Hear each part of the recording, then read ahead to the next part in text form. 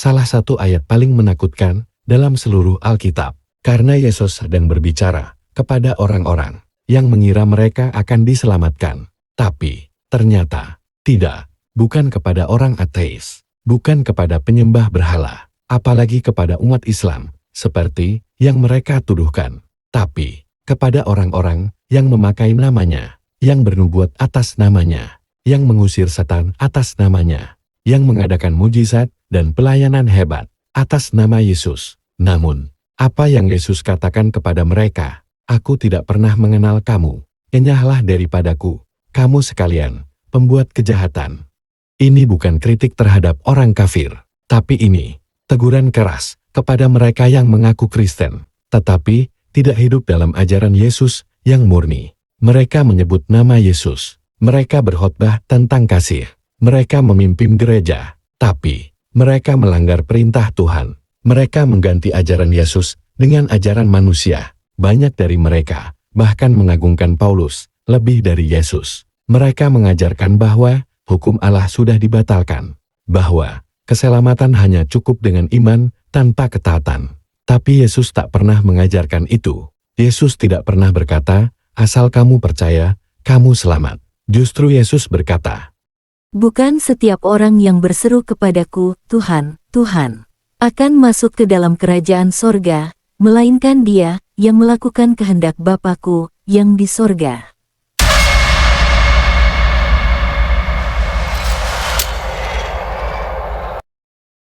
Pertanyaannya adalah, apa sebenarnya kehendak Bapa di surga yang Yesus maksudkan tersebut? Apakah cukup hanya mengaku percaya? Apakah cukup hanya menyebut nama Tuhan? Jawabannya, tidak.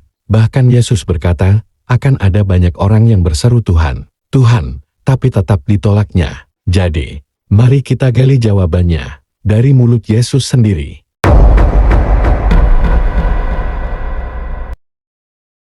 Pertama, kehendak Allah adalah menuruti perintahnya. Yesus pernah berkata, jika kamu mengasihi aku, kamu akan menuruti segala perintahku.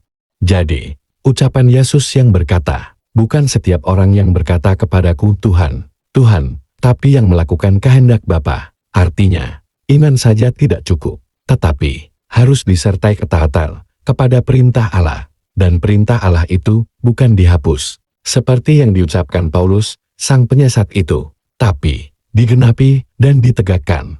Ingat apa kata Yesus? Jangan kamu menyangka bahwa aku datang untuk meniadakan hukum Taurat, melainkan untuk menggenapinya. Jadi, kehendak Bapa bukan membatalkan hukum, tapi menghidupkan kembali maknanya dengan ketaatan yang tulus. Kehendak Bapa adalah mengasihi Allah dan sesama dengan segenap hati. Ketika Yesus ditanya, hukum mana yang terutama? Yesus menjawab, kasihilah Tuhan, Allahmu, dengan segenap hatimu, dan kasihilah sesamamu manusia, seperti dirimu sendiri. Lalu Yesus berkata, pada kedua hukum inilah, tergantung seluruh hukum Taurat dan kitab para nabi. Itu artinya, ketaatan sejati, bukan sekadar formalitas agama, tapi kasih yang nyata kepada Allah dan manusia. Itulah kehendak Bapa yang di sorga.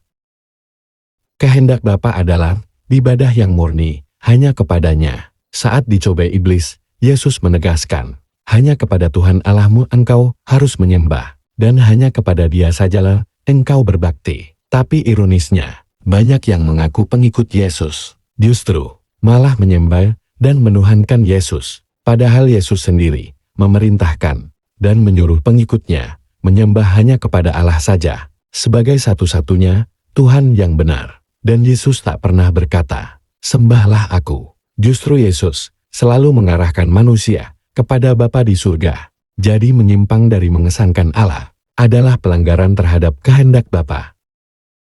Kehendak Bapa adalah menerima utusan-utusannya. Yesus pernah berkata, begini, barang siapa menerima orang yang kutus, ia menerima aku. Dalam sejarah dunia ini, Allah selalu mengutus nabi-nabinya, seperti Musa, Daud, Yesaya, Yesus, dan terakhir, seorang nabi untuk bangsa-bangsa. Tetapi, banyak orang menolak kebenaran yang datang sesudah Yesus. Padahal, Yesus sendiri telah menubuatkan akan datangnya seorang utusan lagi. Yesus pernah memohon kepada Bapa di sorga yang tertulis dalam Alkitab, seperti ini. Aku akan minta kepada Bapa, dan Ia akan memberikan kepadamu seorang penolong yang lain. Jadi, menolak utusan terakhir itu berarti menolak kehendak Bapa di sorga. Kehendak Bapa adalah hidup suci, rendah hati, dan jujur. Yesus pernah mencela para ahli Taurat dan orang Farisi, bukan karena mereka tidak beragama, tapi karena mereka munafik. Mereka suka pamer ibadah, tapi hatinya jauh dari Allah. Maka Yesus berkata, bukan yang sehat yang memerlukan tabib, tapi yang sakit. Aku datang bukan untuk memanggil orang benar, tetapi orang berdosa, supaya bertobat. Itu artinya, kehendak Bapa adalah pertobatan dan kesucian hati, bukan status keagamaan, bukan tradisi, tapi transformasi hidup. Kesimpulannya, banyak orang hari ini menyebut nama Yesus, mengaku Kristen, ikut kebaktian setiap minggu, tapi tidak hidup dalam kehendak Bapa di sorga, seperti yang Yesus perintahkan.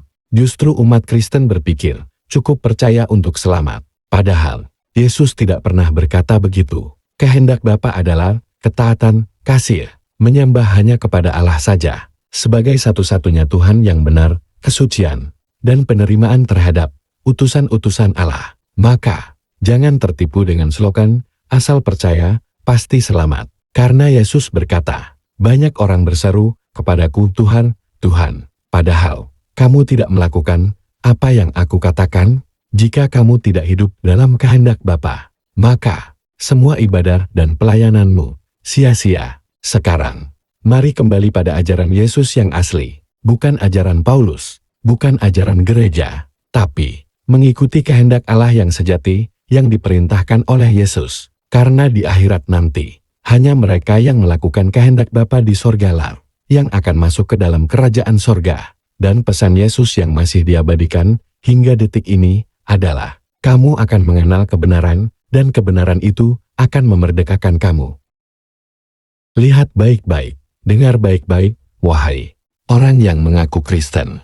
Keyakinan tanpa ketaatan adalah penipuan rohani. Mereka pikir mereka menyelamatkan jiwa, tapi mereka justru menyesatkan banyak orang. Mereka pikir mereka hamba Tuhan, tapi mereka ternyata serigala berbulu domba. Mereka tampil saleh, tetapi penuh kemunafikan.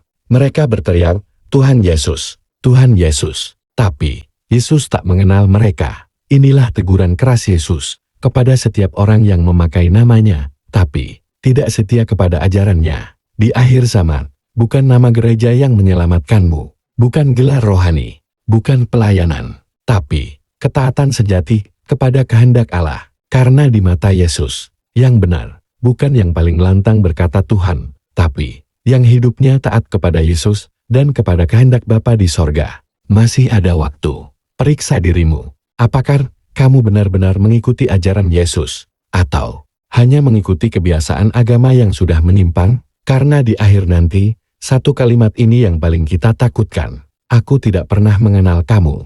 Dan saat itu, penyesalan sudah tidak ada artinya. Renungkanlah, wahai umat Kristen, Yesus bukan Tuhan. Yesus melakukan segala kehendak Tuhan yang diperintahkan kepadanya. Sebarkan video ini sebagai bahan renungan untuk mereka yang mencari kebenaran sejati.